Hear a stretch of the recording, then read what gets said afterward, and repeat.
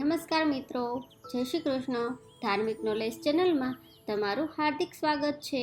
મિત્રો, શું તમને ખબર છે, વર્ષમાં એક એવી અમાસ આવે છે જ્યારે માત્ર દેવતાઓની જ નહીં પરંતુ આપણા પિતૃઓની કૃપા મેળવવાનો પણ વિશેષ અવસર મળે છે. એવી માન્યતા છે કે આ દિવસે કરવામાં આવેલું એક નાનું પુણ્ય કાર્ય પણ અનેક ગણું ફળ આપે છે. પરંતુ દુઃખની વાત એ છે કે મોટા ભાગના લોકો આ દિવસને સામાન્ય અમાસ સમજીને પસાર કરી દે છે. જો તમે પણ એવું કરો છો તો કદાચ તમે જીવનના એક મોટા આધ્યાત્મિક લાભથી વંચિત રહી ગયા છો.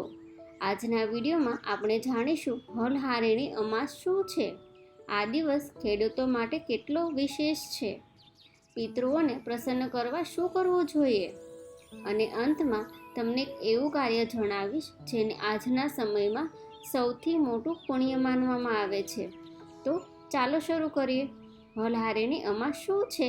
અષાઢ મહિનાની અમાસને ઘણા પ્રદેશોમાં હલહારેણી અમાસ તરીકે ઓળખવામાં આવે છે. હળ એટલે ખેડૂતનું મુખ્ય સાધન અને હારેણી એટલે પવિત્રતા અને શુભ શરૂઆત. આ દિવસ ખેડૂત માટે નવા કૃષિ વર્ષનો શુભ પ્રારંભ માનવામાં આવે છે. જૂના સમયમાં વરસાદ શરૂ થતાં પહેલાં ખેડૂત પોતાના હળ, બળદ અને કૃષિના તમામ સાધનોની પૂજા કરતા. કારણ કે ભારતીય સંસ્કૃતિમાં ખેતી માત્ર વ્યવસાય નથી, તે ભગવાન પ્રત્યેની કૃતજ્ઞતા અને પ્રકૃતિ સાથેનો જીવંત સંબંધ છે. આ દિવસ આપણને શીખવે છે કે જે ધરતી આપણને અન્ન આપે છે તેનું પણ સન્માન કરવું જોઈએ. તો મિત્રો, આ દિવસ પિતૃઓ માટે કેમ ખાસ છે? સનાતન ધર્મમાં અમાસને પિતૃઓ સાથે જોડાયેલી તિથિ માનવામાં આવે છે.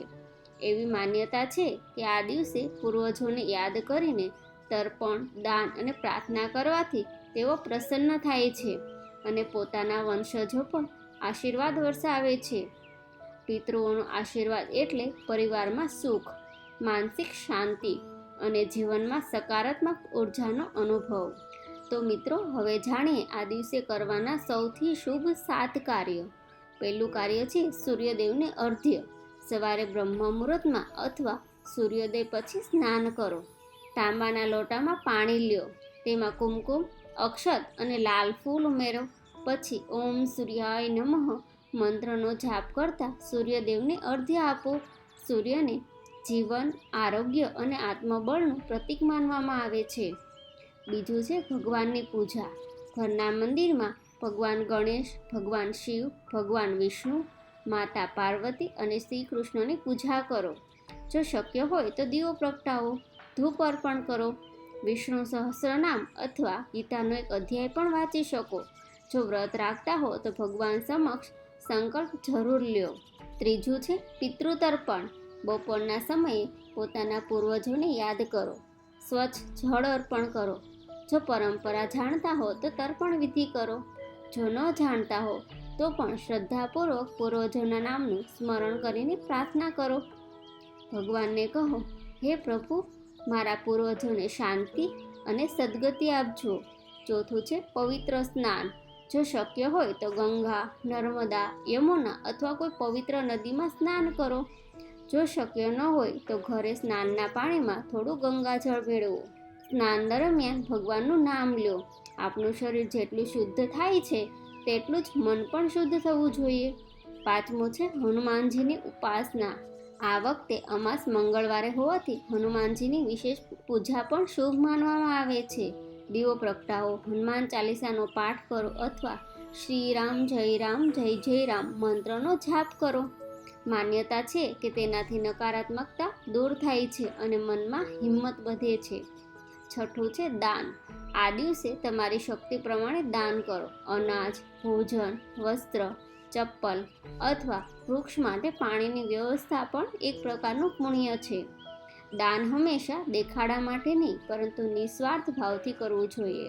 હવે વાત કરીએ આજના વિડીયોની સૌથી મહત્વપૂર્ણ બાબતની. જો આ હલહારેણી અમાસે તમે માત્ર એક જ કામ કરવા માંગતા હો તો એક વૃક્ષ જરૂર વાવો. વૃક્ષ વાવવું એટલે પ્રકૃતિની સેવા, ભવિષ્યની સેવા અને ભગવાનની સર્જનાનો આદર. વરસાદની ઋતુ હોવાથી આ સમયે વાવેલો છોડ સરળતાથી વિકસે છે, એટલે માત્ર વૃક્ષ વાવો નહીં, તેને જીવંત રાખવાનો સંકલ્પ પણ લ્યો. કદાચ આ જ અમાસનું સૌથી મોટું દાન છે. તો મિત્રો, વલહારીની અમાસનો સાચો સંદેશ માત્ર વ્રત કે પૂજા નથી.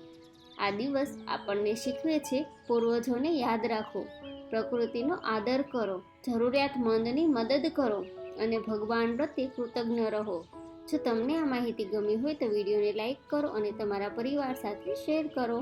આવી જ સનાતન ધર્મની સાચી અને રસપ્રદ માહિતી માટે અમારી ચેનલને સબસ્ક્રાઈબ કરવાનું ભૂલશો નહીં. જય શ્રી કૃષ્ણ.